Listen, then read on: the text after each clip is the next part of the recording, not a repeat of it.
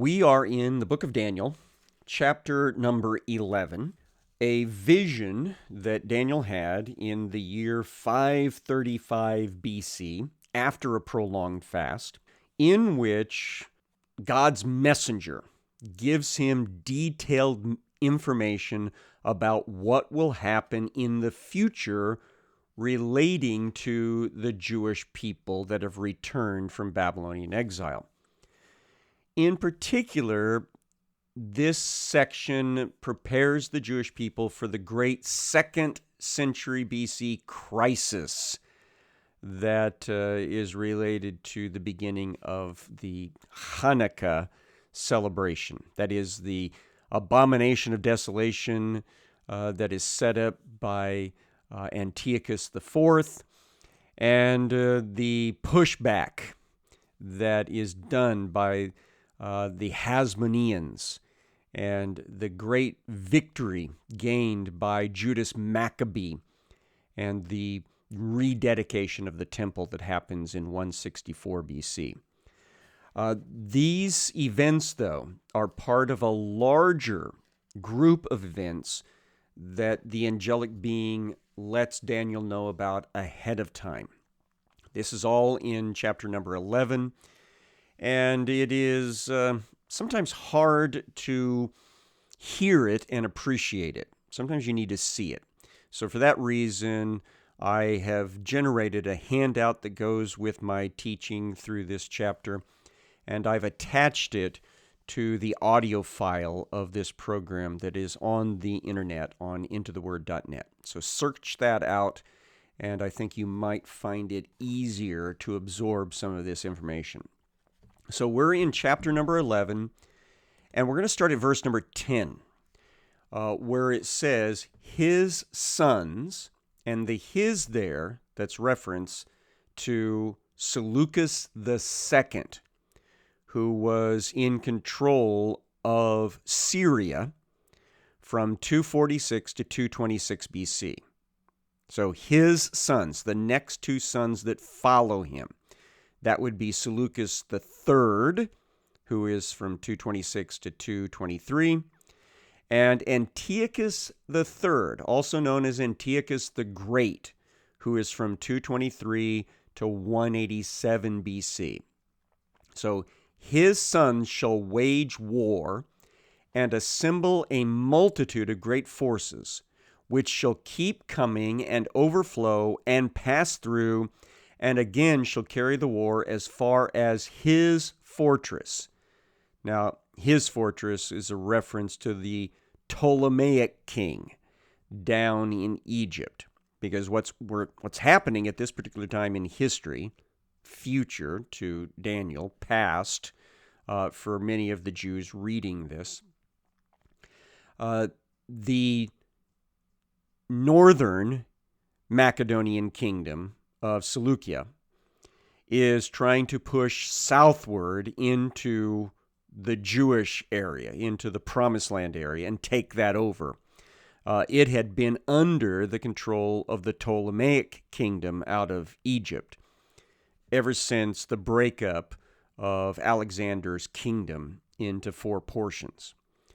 And so we're seeing now a shift of the Jewish people from the orbit of the Macedonian Egyptians into the orbit of the Seleucid or Syrian Macedonians.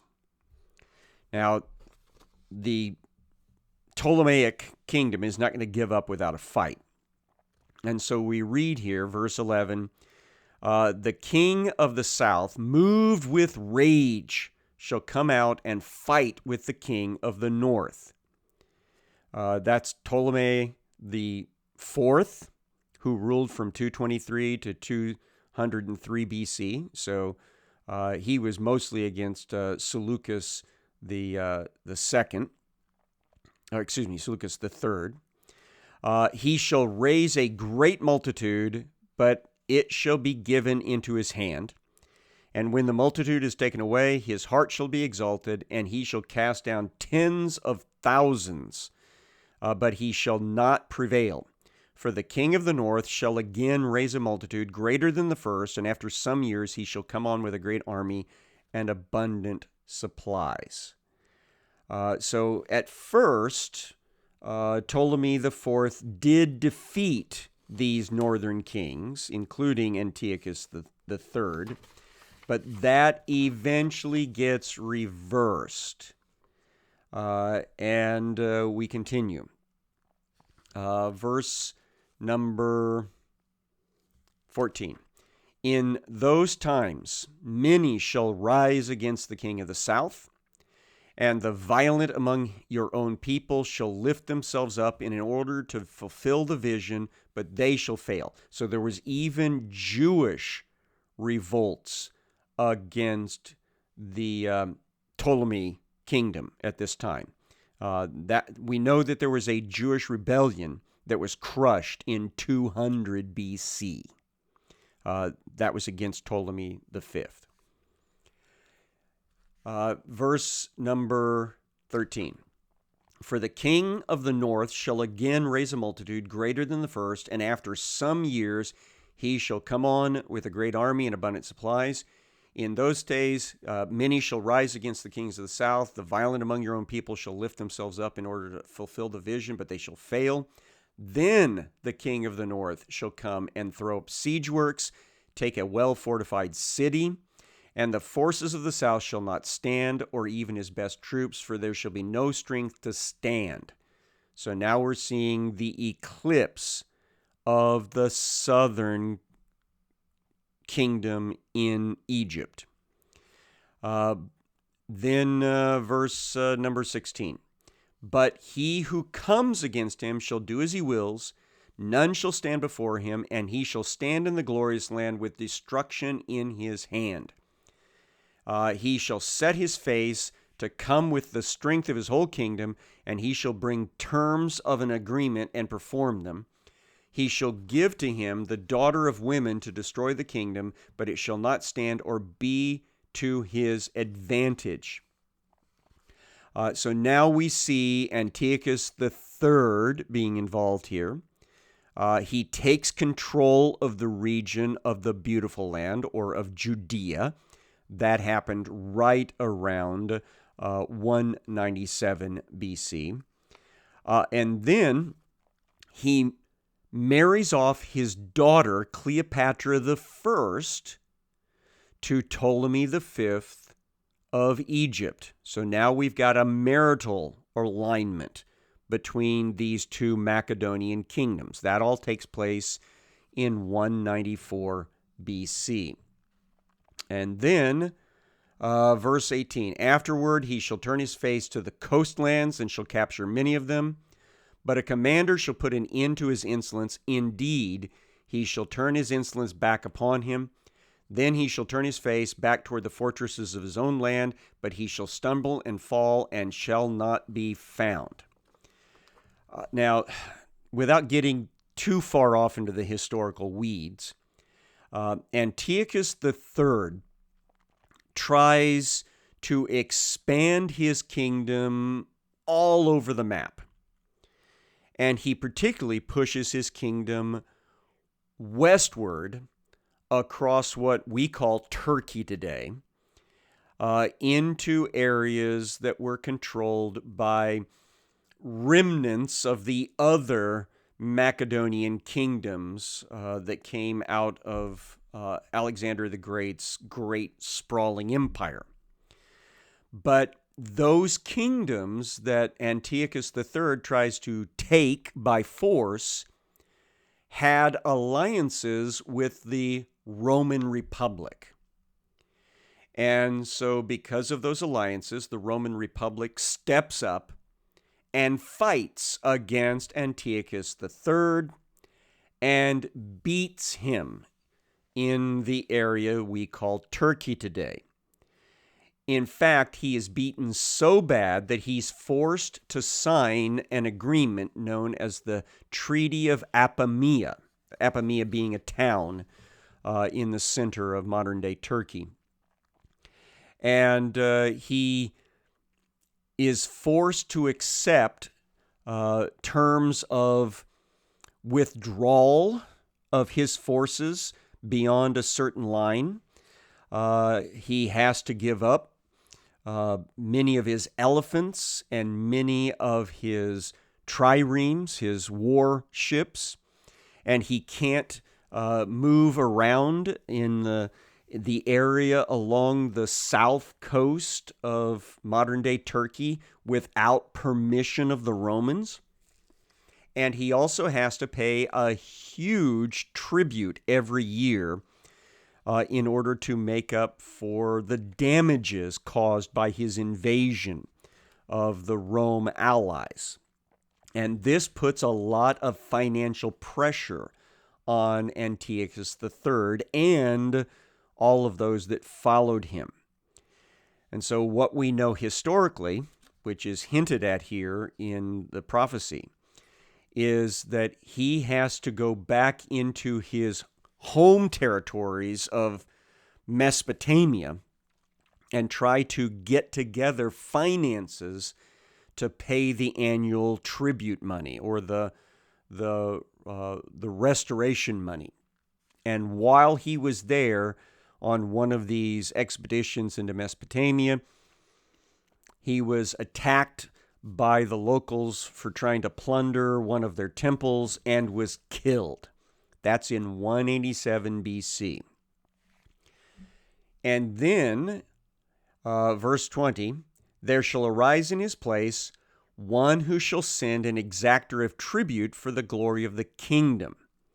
So Antiochus IV is replaced by his son Seleucus IV in 187 BC. And Seleucus is, just like his dad, forced to go out there and try to raise the monies necessary to pay to the Romans every year in compliance with the Treaty of Apamea. And that includes trying to take money out of Judah. And there are some stories in Jewish traditions about how that didn't go so well for those that were sent there to collect those monies. But the next thing that happens is verse number 20 finishes. But within a few days he shall be broken, neither in anger nor in battle. There is a plot against him by his tax collector. And so he is taken from the scene without his son being ready to take over the kingdom, because his son is only 10 years old, and he is actually off in Rome functioning as a political hostage as part of the Treaty of Apamea. So the next thing that we read is verse 21. In his place, meaning when Seleucus IV dies, in his place shall arise a contemptible person to whom royal majesty has not been given. So this is going to be the brother of the late king, the uncle of the young man that should have been the next king of the Seleucid Empire. And he is going to basically push himself into the power place. He shall come in without warning and obtain the kingdom by flatteries. And this is a key player in the history of the Jewish people. He takes the throne name of Antiochus IV, and he governs from 175 to 163 BC. He seizes the throne by flatteries and force and displaces his young nephew. And then he becomes a big problem for the Jewish people. Verse number 22, armies shall be utterly swept away before him and broken, even the prince of the covenant. So he even causes great turmoil for the Jewish people and the Jewish faith. Verse 23, from the time that an alliance is made with him, he shall act deceitfully, and he shall become strong with a small people. Without warning, he shall come into the richest parts of the province, and he shall do what neither his fathers nor his fathers' fathers have done, scattering among them plunder, spoil, and goods. He shall devise plans against strongholds, but only for a time. So he engages in all sorts of activity that is unprecedented, things that had not happened before. Verse number 25, he shall stir up his power in his heart against the king of the south with a great army. So this guy, Antiochus IV, gets it in his head that Egypt ought to belong to him. And so he invades Egypt in 170 BC. He goes against Ptolemy VI. And he is quite effective. He actually takes over large portions of Egypt. Doesn't take completely the capital city of Alexandria, but everything else is pretty much under his control. And then he withdraws from Egypt, leaving it in the hands of some of his subordinates. And then it says, the king of the south shall wage war with an exceeding great and mighty army, but he shall not stand, for plots shall be devised against him. Even those who eat his food shall break him. His army shall be swept away. Many shall fall down slain. As for the two kings, their hearts shall be bent on doing evil. They shall speak lies at the same table, but to no avail. For the end is not yet at the appointed time. And he, meaning Antiochus IV, shall return to his land with great wealth, but his heart shall be set against the holy covenant, and he shall work his will and return to his own land. So what happens is, as Antiochus withdraws from his very successful invasion of Egypt in 170, it is with treaties made with the Ptolemies, agreements that Egypt is now going to be under the control of the Seleucid Empire. But Ptolemy VI was lying whenever he agreed to all of those things, because in the back of his mind, he already knew that he was going to reach out to the Romans for assistance. So Antiochus withdraws. He deals with some problems amongst the Jews because the Jews don't like him. They see him as an illegitimate ruler that's full of himself. In fact, let's talk about his name. He takes a nickname upon himself, which he even puts on his coinage. Antiochus Epiphanes. Epiphanes in Greek means the brilliant one, and it's got a double meaning. Shiny, but also very smart and godlike. And so the Jewish people didn't like him being so arrogant that he even thought of himself as being godlike. And so they referred to him as Antiochus Epimanes, just a slight spelling change. But Epimanes means crazy guy, crazy man. And so Antiochus was not a happy camper when it came to religious Jews. And so he started constraining some of the things that they did.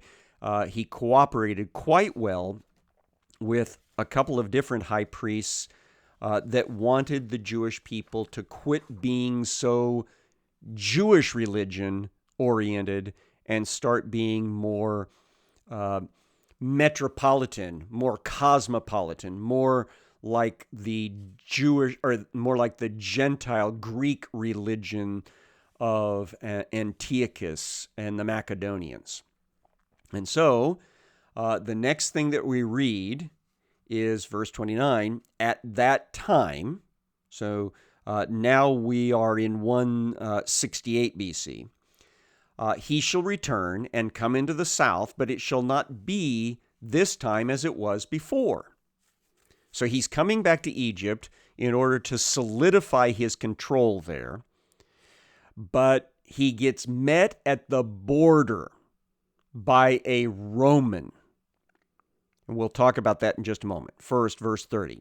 For ships of Kittim shall come against him, and he shall be afraid and withdraw. Now, the Romans had a pretty hefty navy that was already operating up in the northern part of the eastern Mediterranean. Kittim here is actually the name for Cyprus. And the Treaty of Apamea from BC 188 actually required that the Macedonians in Syria keep their operations east of Kittim. And so the Romans had this heavy-duty navy presence that enforced that boundary line. And Antiochus IV was afraid of the Roman navy because he didn't have enough ships to deal with it. Well, what happens is that the Ptolemaic ruler reaches out to the Romans and says, hey, we supply you guys with a lot of the grain that you need for your growing republic and for your growing capital city, Rome. We are being threatened of being taken over by these Macedonians out of Syria.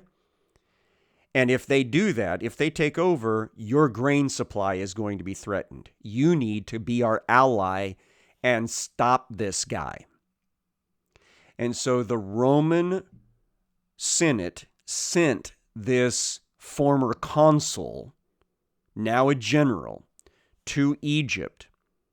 And the moment that it was heard that Antiochus IV was coming back to Egypt again, this general met him at the border and handed him paperwork that demanded that he withdraw his forces away from Egypt and shrunk even more of the range that Antiochus IV thought he had.